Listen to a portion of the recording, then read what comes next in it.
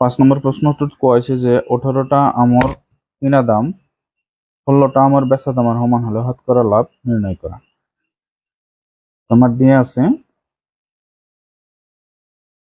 18টা আমর কিনা দাম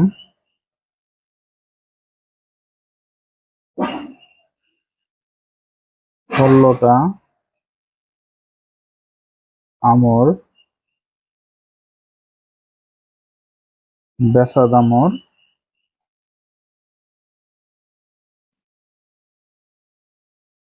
সমান এখানে দিয়ে আছে। তো আমি ধরা হল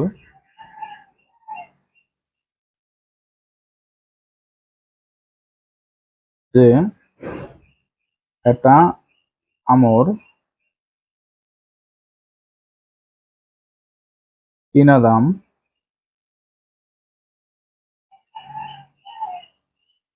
1 টাকা।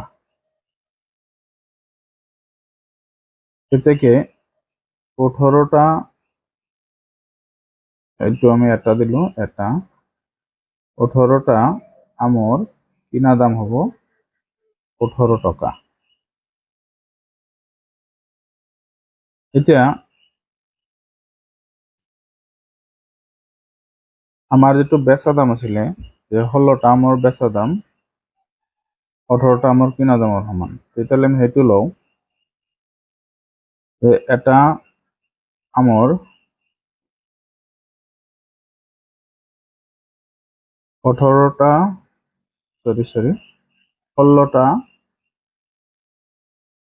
আমর বেচা দাম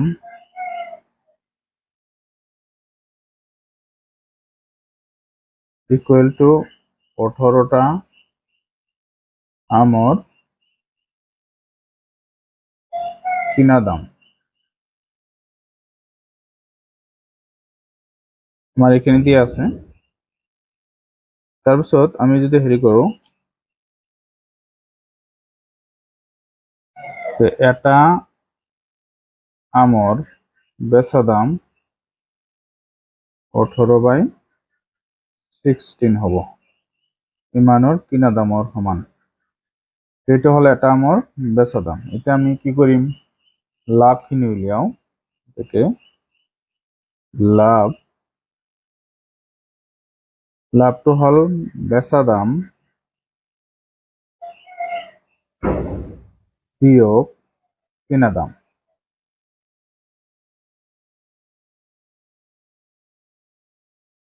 ইয়াত বেচা দাম আছিলে এইটো 18, এটা আমর বেচা দাম আছিল 18/16 মাইনাস কিনা দাম আছিল 1 টাকা একটার। তেতিয়াহলে ইয়াত যদি আমি লসাগু লও 16, 18 মাইনাস 16, তো 2/16 যদি আমি 2 এর কাটো 1/8 পাম। তো এইখানে আমার লাভ হল, এটা আমি কি করিম, শতকরা লাভ উলিয়াম থেকে শতকরা লাভ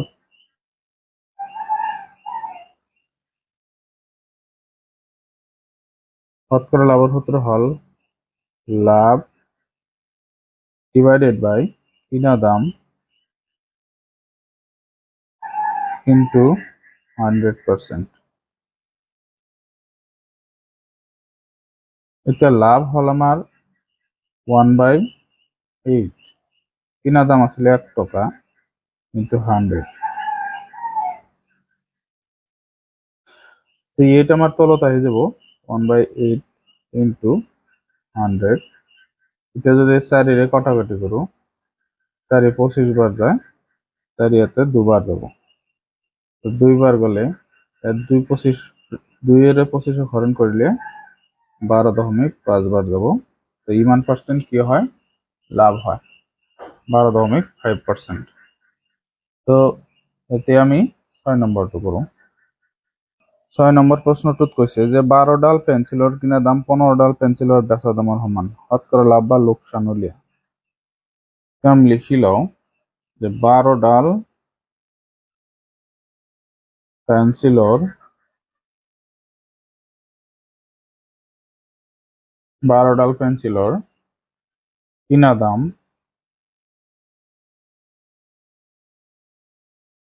15 ডাল পেন্সিলৰ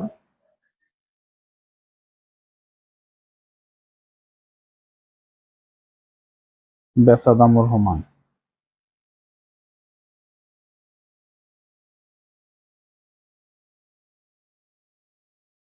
এইখিনি আমাৰ দিয়া আছে। তো শতকৰা লাভ বা লোকসান কিমান হ'ব সেইখিনি উলিয়াব লাগে। আগৰ নিচিনাকৈ আমি ধৰি লওঁ, ধৰা হ'ল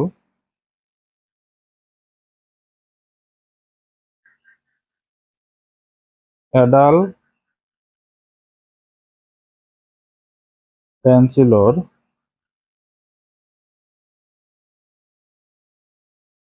কিনা দাম 1 টাকা। এৰ থেকে 12 ডাল পেন্সিলৰ কিনা দাম 12 টাকা। এতিয়া আমাৰ যেটো শৰ্ত আছিল যে 15 ডাল পেন্সিলৰ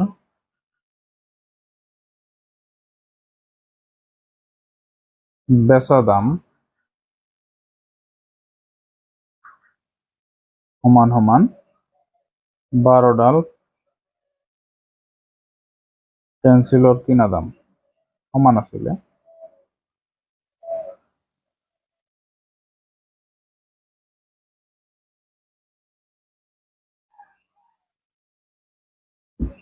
এতিয়া ইয়াত যদি আমি কৰো এডাল পেন্সিলৰ বেচা দাম তো 12/15 ডাল পেন্সিলৰ কিনা দামৰ সমান হ'ব।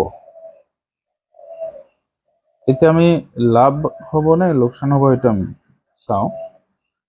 এটা দেখা যায় আছে বেচা দামত আমার কি আছে 1 টাকাতকৈ কম হৈ আছে। গতিকে এই ক্ষেত্ৰত আমি লোকসান বুলিহে ধৰিম, কাৰণ তলৰ সংখ্যাটো যদি ডাঙৰ হয় ওপৰটো সৰু হয় তেতিয়াহ'লে হৰণটো কিমান হ'ব 1তকৈ তলৰ সংখ্যা এটা ওলাব। গতিকে আমি ইয়াত লোকসানহে পালো বেচা দামৰ ক্ষেত্ৰত। গতিকে লোকসান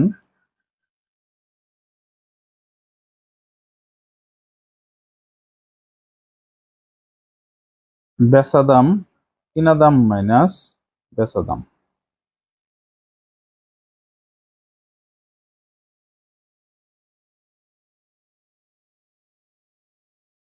কিনা দামটো আছিলে কিমান 1 টাকা, বেচা দামটো হল 12/15 টাকা। এতিয়া লসাগু যদি 15 হয় তো 15 বিয়োগ 12, এই ক্ষেত্ৰত 3 থাকিব 15 আৰু 3ৰে কাটিলে 1/5 পাম। সেইখিনি হল। এটা আমি শতকৰা লোকসান উলিয়াম। শতকৰা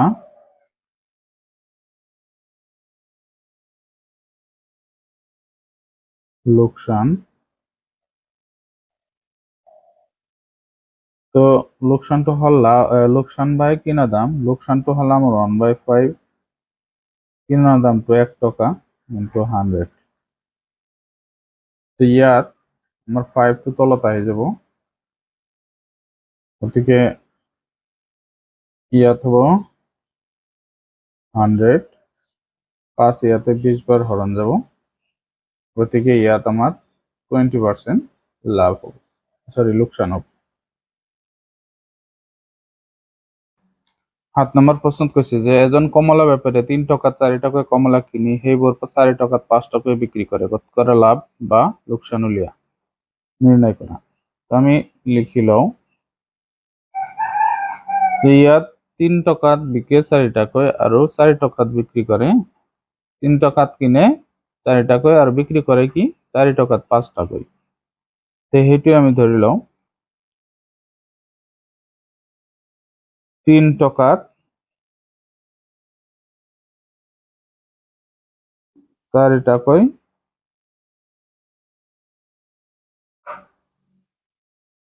কমলা কিনে।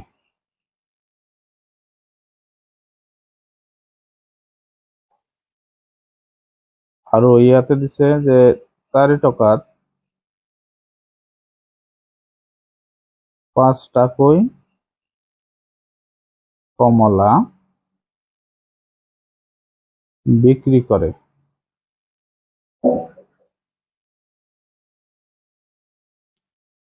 এতিয়া ইয়াত 4 আৰু 5 যদি আমি লসাগু লওঁ তেতিয়া কমলাৰ সংখ্যা কিমান সেইটো আমি উলিয়াই লওঁ। 4 আৰু 5 লসাগু 20। তেতিয়াহ'লে ধৰা হল সেইখিনি কি তাহাঁতে 20টা কমলা কিনিছিল, অর্থাৎ কমলার সংখ্যা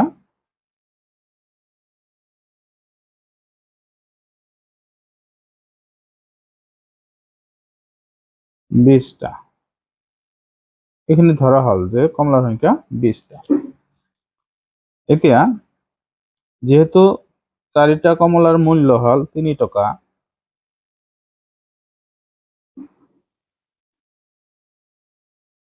চারিটা কমলার কিনা দাম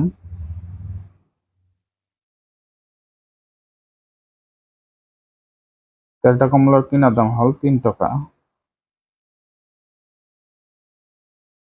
এ থেকে এটা কমলার কিনা দাম হব 3/4 টাকা।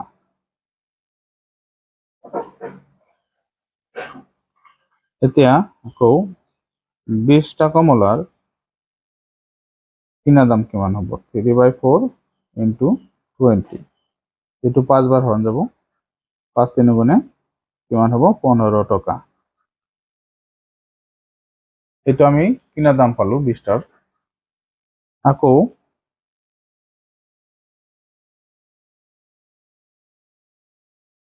5টা কমলার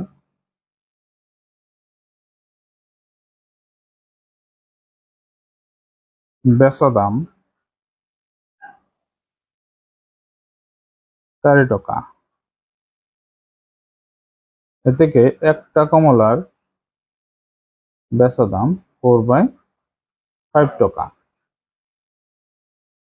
এতিয়া 20টা কমলার বেচা দাম কিমান হ'ব 4/5 × 20, তো 5 ইয়াতে 4 বাৰ হৰণ যাব, 4 4 গুণ 16 টাকা।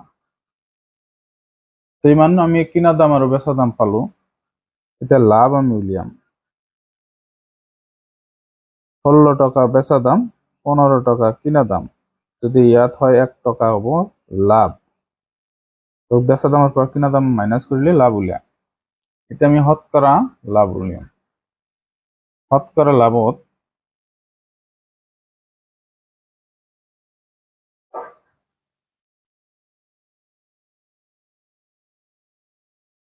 লাভৰ পরিমাণ অর্থাৎ 1 টাকা লাভ ডিভাইডেড বাই কিনা দাম। কিনা দামটো আছিলে কিমান, কিনা দামটো আছিল 15 টাকা আৰু ইনটু 100%। এতিয়া যদি 5 এর ঘাটে 3 বার যায়, 5 এর ঘাটলে 20 বার যায়, তো ইয়াত 20 ডিভাইডেড বাই 3% হ'ব। শতকরা লাভটো এইটো ইমান হ'ব 20/3%। 8 নম্বৰ প্ৰশ্নত কৈছে যে এখন চাইকেল 16% লাভ কৰি বিক্ৰী কৰা হল, যদি চাইকেলখন আৰু 100 টকা অধিক দামত বিক্ৰী কৰা হয় হলহেঁতেন তেন্তে লাভ 20% হলহেঁতেন। চাইকেলখনৰ কিনা দাম কিমান উলিয়া। তো ইয়াত আমি লিখি লওঁ চাইকেলখনৰ ধৰা হল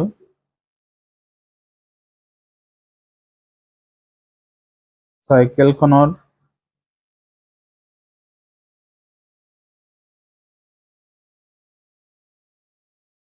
কিনা দাম 100 টকা। যদি 100 টকা কিনা দাম ধরো তাহলে 16% লাভত বিক্রি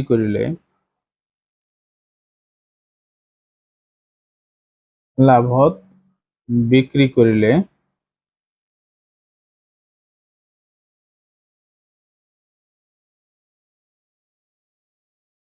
তেতিয়াহ'লে বেচা দামটো কি হ'ব? বেচা দাম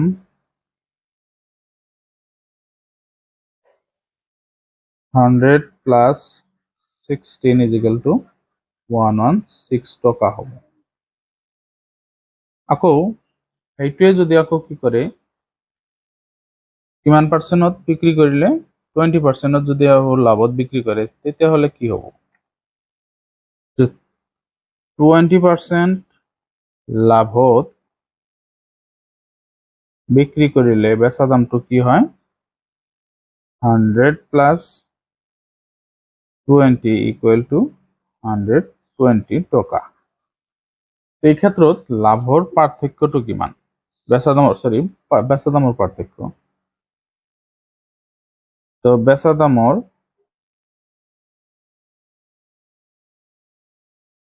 পাৰ্থক্য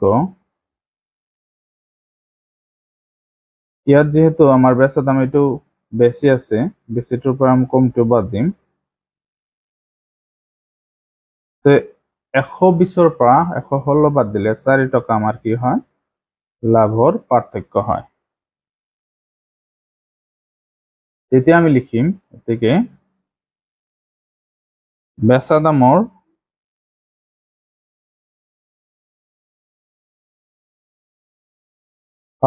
বেচা দাম দুটাৰ বা বেচা দামৰ পাৰ্থক্য 4 টকা হলে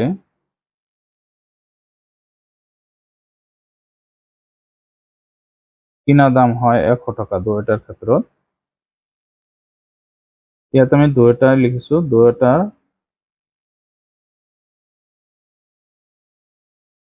দুইটাৰ ক্ষেত্ৰত এইখিনি বেচা দামৰ পাৰ্থক্য 4 টকা হলে কিনা দাম হয় 100 টকা।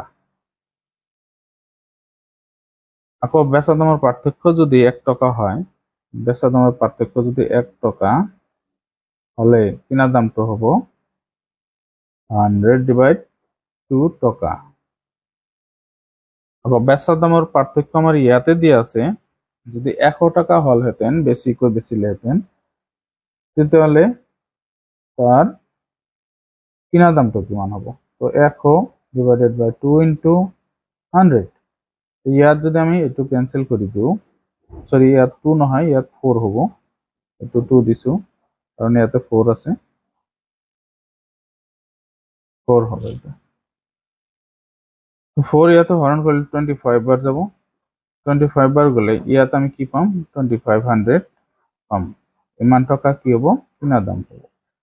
তো কিনা দাম আমার উলিয়াব ছিলে 2500 টাকা আমি পালো। এর থেকে সাইকেলখনৰ